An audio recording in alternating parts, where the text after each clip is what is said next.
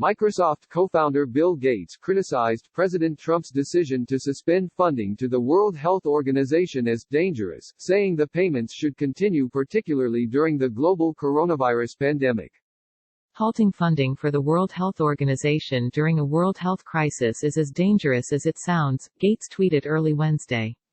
Their work is slowing the spread of COVID-19, and if that work is stopped, no other organization can replace them. The world needs it WHO now more than ever. The United States, the organization's largest donor, has committed to provide the WHO with $893 million during its current two-year funding period, a State Department spokesperson told The Washington Post. The Bill and Melinda Gates Foundation, the family's giant philanthropy, is the next biggest donor to WHO after the U.S., accounting for close to 10% of the United Nations agency's funding. As the Washington Post's Ann Gearan reported, the president said on Tuesday that the halt in U.S. funding would continue for a period of 60 to 90 days, while a review is conducted to assess the World Health Organization's role in severely mismanaging and covering up the spread of the coronavirus. We have not been treated properly, Trump said at the Tuesday news briefing. He added, the WHO pushed China's misinformation about the virus. Sign up for our Coronavirus Updates newsletter to track the outbreak. All stories linked in the newsletter are free to access. Trump announces cutoff of new funding for the World Health Organization over pandemic response. It remains unclear whether the United States will cut off money to the main international organization, or if Trump is setting conditions for a resumption of U.S. payments at a later date, the Post reported. The announcement looms as a potentially devastating blow to the agency during the coronavirus pandemic, as the United States donations make up nearly 15% of all voluntary donations given worldwide. The criticism from Gates, whose foundation has committed up to $100 million as part of the global response to the pandemic, comes as Trump has attempted to deflect blame for the administration's failure to respond vigorously and early to the deadly novel coronavirus. The Gates Foundation promises $100 million to fight the coronavirus outbreak. Also defending the WHO was UN Secretary-General Antonio Guterres, who, while not naming Trump, said it was not the time to reduce the resources for the operations of the World Health Organization or any other humanitarian organization in the fight against the virus.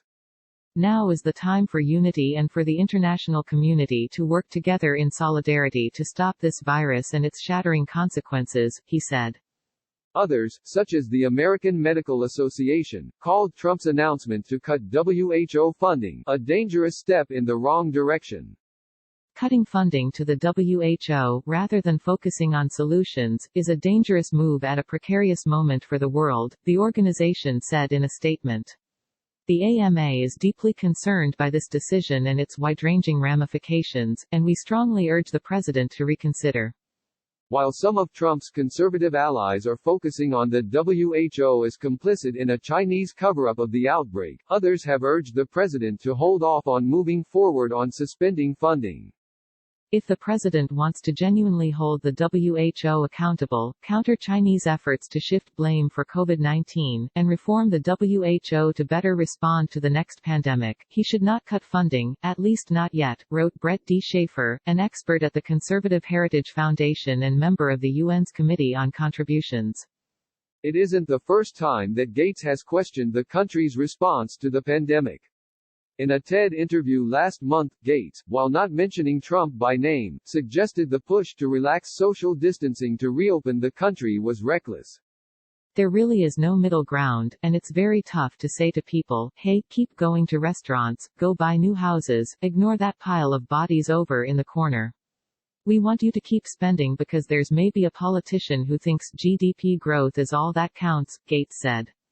It's very irresponsible for somebody to suggest that we can have the best of both worlds. In a March 31 op-ed for The Post, Gates emphasized that while the U.S. lost valuable time in getting out ahead of its response, there was still a path forward for recovery through decisions made by science, data and the experience of medical professionals. There's no question the United States missed the opportunity to get ahead of the novel coronavirus.